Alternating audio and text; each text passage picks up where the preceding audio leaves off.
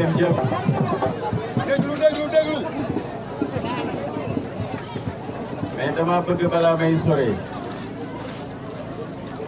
pour magnifier ni ndaw Kisane ak ndaw parti taxawee tey la jeunesse du parti dama bëgg a woo le jeune Ibrahima Youm avec cette jeunesse du mouvement qui soutient le candidat Aliou Sarr ba ngeen bëgg gis sama kanam ñoom laa bëgg ñu jege si ma. Malick jeunes yi vraiment yéen laa bëgg a jàkkaarloo su may wax ngeen jàkkaarloo coalition Benno Bokk Yaakaar ngeen xam ne réew mi seen réew la. Souleymane félicitations Abdou mbokk yi dama bëgg balaa may sore ma nuyu sunu kilifa Kisane jiital ci nuyu sunu chef de village Amadou Makhtar Seck di ko gërëm di ko sant ci dalal bi nuyu imam Déthié Ndiaye nuyu imam Arona Seck nuyu Arona Faye di notable nuyu imam Assane Ndiol Thiambi nuyu Boubacar Seck nuyu Malick Diouf le grand communicateur Malick jërëjëf nuyu bu baax a baax sunu xarit yi fekk professeur Amadou Faye conseil technique numéro 1 du ministère des Tourisme et des Transports aériens nuyu également professeur Daouda Fall du proviseur du lycée Malick Sy de Thiès ci doomu Kisane nuyu également professeur Mamadou Seck du professeur au lycée Maurice de la Fosse nekk également doomu Kisane balaa may sori nag ma nuyu bu baax a baax les deux troupes tous Tassar de Thiambi donc noonu la tudd vraiment jërë ngeen jëf seen prestation rafet na nuyu également troupe ngewel ji centrale de Kisane di leen gërëm bu baax a baax a baax ma nuyu également gërëm bu baax a baax ñi organiser bés bi tey mais balaa may dem ci responsable yi ma gërëm ndaw ñi le mouvement des jeunes qui soutiennent le candidat Aliou Sarr jërë ngeen jëf man yëguma ko woon donc ça veut dire voilà des jeunes yoo xam ne yéen a ngi liggéey ci suuf man yëguma ko loolu lu muy firi mooy da ngeen jiital seen intérêt dëkk da ngeen jiital intérêt Sénégal jërë ngeen jëf gàcce nga la matute la je suis fier de vous waaye na des yéen su ma jeexalee sama kàddu responsabilité nañu leen sànq du ma ci dellu ndax day sori ñoom ñëpp maa ngi leen di gërëm Malick Diouf sama xarit nuyu Alioune Diouf nuyu Moussa Diouf sama jarbaat nekk parti réew mi Abi Birane nuyu Abdou Faye nuyu Yacine Seck nuyu Ourey Diouf Adjas nuyu sama xarit de longue date Omar Faye Omar jërëjëf Omar jërëjëf tu es le symbole de la fidélité tu es le symbole de la constance nuyu Mariama Ciss sunu jigéen nuyu Yali Ciss notre conseillère nuyu Arona Ciss de Thiéwo nuyu Khady Ngom de Thiéwo nuyu Assane Diouf Bibiran nuyu également Mamadou Ciss à Ngolfagné nuyu Mamadou Ndiol Diouf de Palam nuyu le jeune Souleymane Seck ma jàkkaarloo nii nuyu Aziz Diène nuyu également le dynamique Abdou Ciss Abdou Teranga yaakaar naa noonu la dugg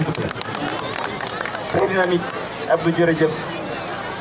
nuyu nag le jeune Ibrahima Youm vraiment di leen di rafetlu seen liggéey bi fàttewuma kenn maa ne délégation bu yaatu ngeen gis ko coalition Benno Bokk Yaakaar lim nañ leen parti yu bëri bëri ci teew parti Modiane Fadel suñu jigéen Ramatine APR avec Mamadou Sène LDMPT avec Amadou Gueye le PIT avec Doudou Daouda Sène le parti de Ndeye Fatou Ndiaye Dolel Macky avec Moussa Gueye le Rewmi avec Ibrahima Thiandoum teewal leen fi ñoom Moussa Diouf ak ñoom Seynabou Diouf teewal ko fi donc une grande coalition. tey dafa nekk bés bu rëy nee na Amadou Samb yaakaar naa c'est le plus grand meeting ba mu mës a gis ci extra te loolu c'est la jeunesse.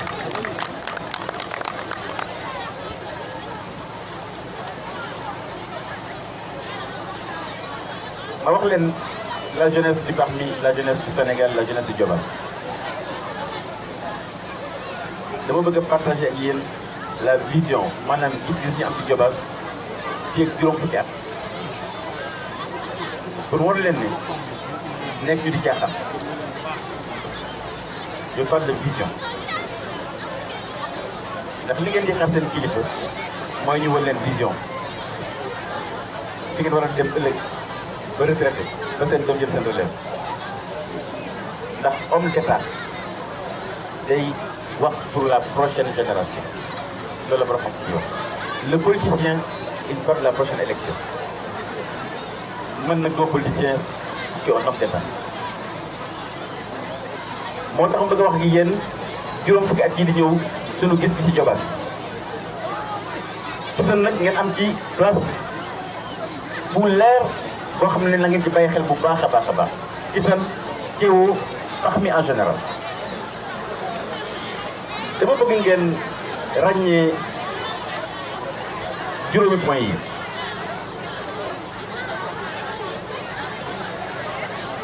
port Ndayane te mooy de 5 kilomètres de Thiéwo aéroport AIBD te mooy de 5 kilomètres de Chambi yéen a may dégg le TER demeen mu ñëw au niveau de AIBD moins de 5 kilomètres de Thiambi Ila Touba jàkkaarloo ak ñun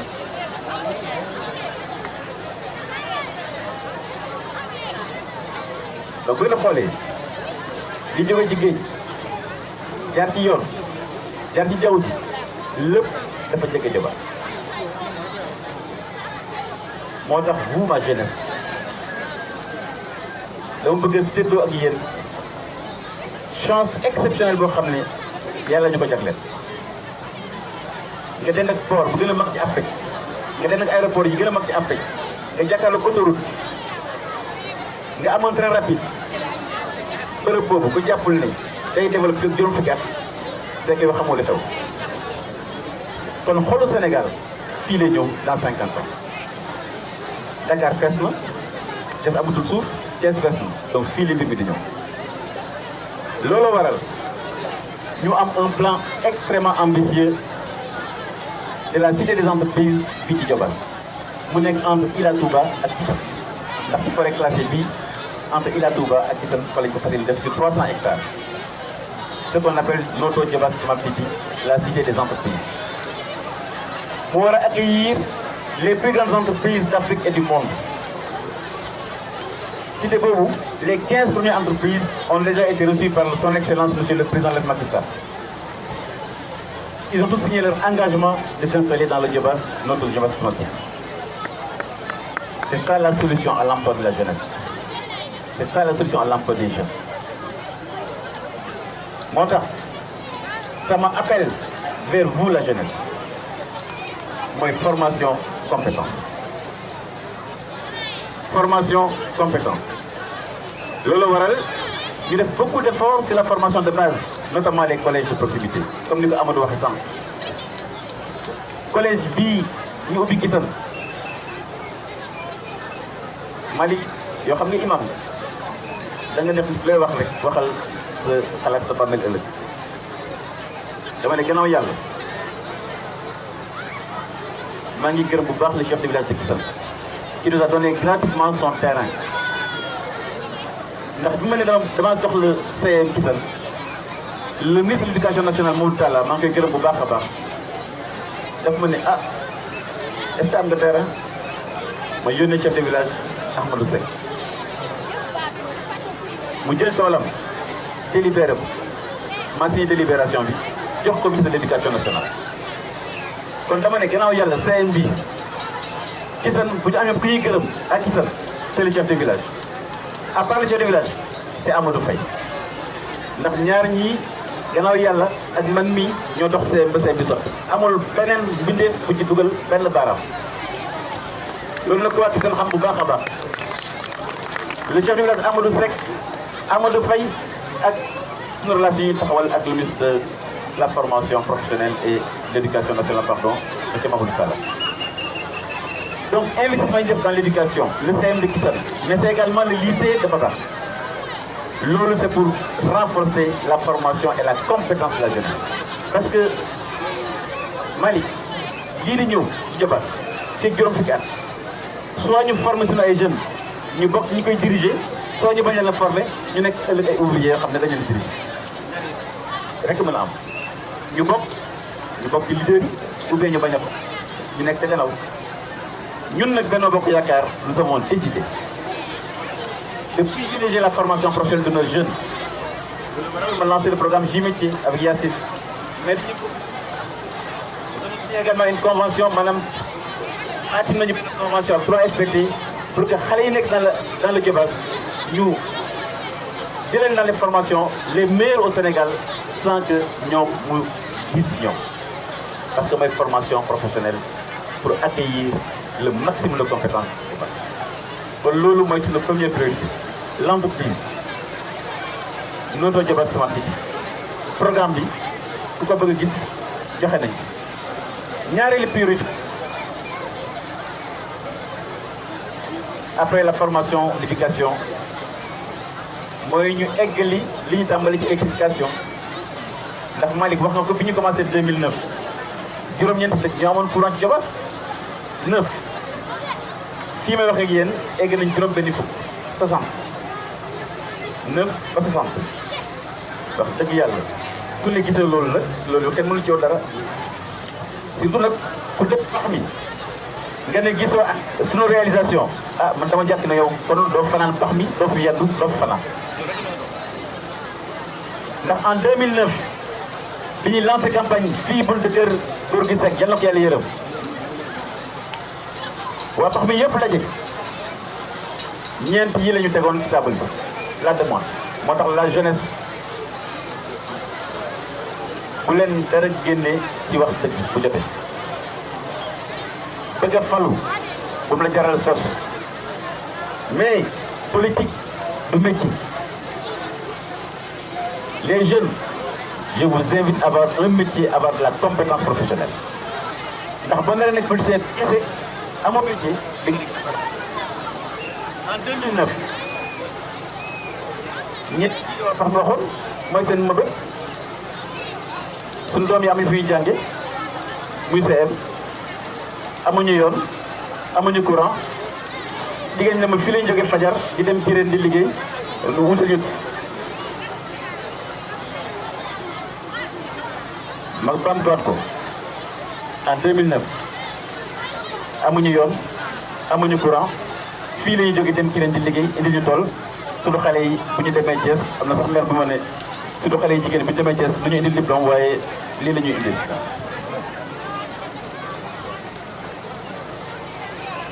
Chers jeunes nañ sant bu baax a baax yàlla sunu borom ne gërëm waajur yi. moo njëriñ amuñu woon benn CM en 2009 tey am nañu ñaari CM tax am ngeen ñaari CM dans le amuñu woon benn projet agricole ci ren la jigéen daan dem tey am ngeen 2 projets agricoles amuñu woon benn yoon en 2009 tey am ngeen ñaari yoon. Il y avait zéro électrification en 2009 et tous les villages électriques sauf Thiambi, Mbella et Bira. Mais loolu ça veut dire que fi am na ñaan ku doon ñaan benn nga am ñaar dans chaque dossier mais ça veut dire que am na lu fi nekk moo Chers jeunes, n'écoutez pas les Cassandres, n'écoutez pas les oiseaux de mauvais augure. Na nga xam ne dañ leen bëgg a jël utiliser di leen saagaloo di leen wax ñaaw alors que yaruñu leen ci loolu ci seen jikko ju baax am ci seen teraanga lañ fi xam ci seen wax ju baax lañ fi xam. Gis ngeen lii en 2009 de zéro on a réussi à avoir dans chaque dossier 2, mais loolu on l'a fait avec vous.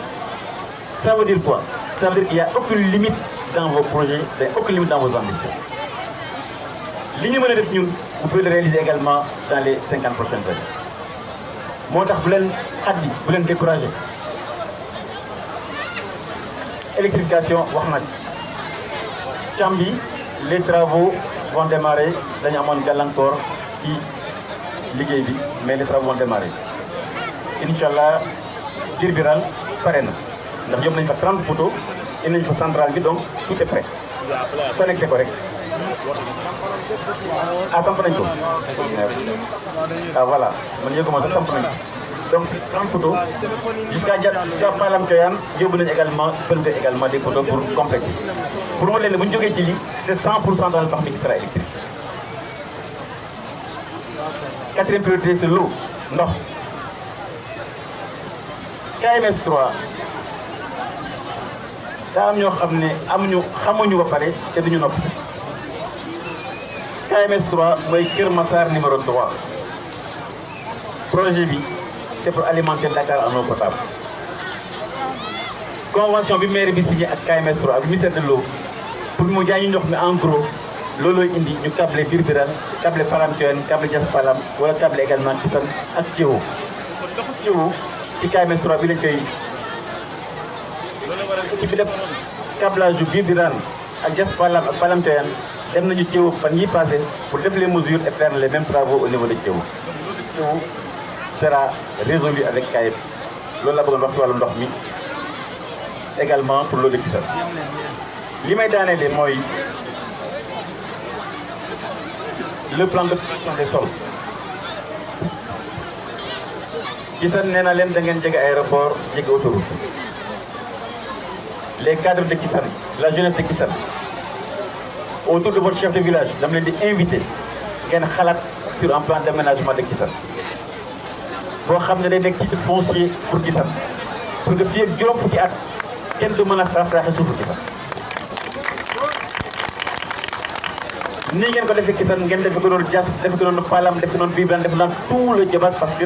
voté nañu un plan d'occupation des sols. yéenay décidé fii entreprise moo fi nekk pour emploi fii dëkkuwaay la fii école la fii centre de santé la yéen a koy décidé seen biir ngeen validé ko su ngeen ko validé indi ko au conseil municipal incha allah comme dañu nar a gagné le 23 janvier bu ñu gagné ak jàmm ñu voté ko ngeen def ko un titre foncier de Kissane kenn du ko laal fii ak juróom fukki at parce que ce projet termine sur 50 ans on a la chance